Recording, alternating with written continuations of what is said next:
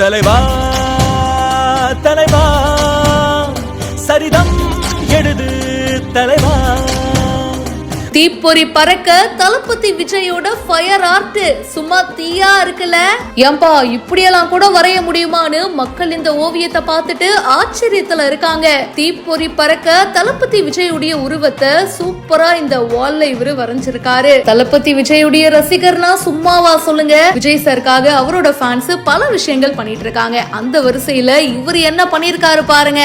தீப்பொறி பறக்க தீயாலேயே தளபதி விஜயுடைய உருவத்தை செம்மையா வரைஞ்சிருக்காரு. விறகு கட்டையில தீ பத்த வச்சுட்டு அதுக்கப்புறமா ஃபயரோட அதை எடுத்து அப்படியே செவுத்துல சூப்பரான ஒரு ஆர்ட்ட போட்டிருக்காருங்க. இது நம்ம லிஸ்ட்லயே இல்லையப்பா, எப்படிங்க இப்படி எல்லாம் வரையறீங்க? அவ்வளவு பெரிய செவுத்துல விஜய் சாருடைய படத்தை சூப்பரா வரைஞ்சிருக்காருங்க.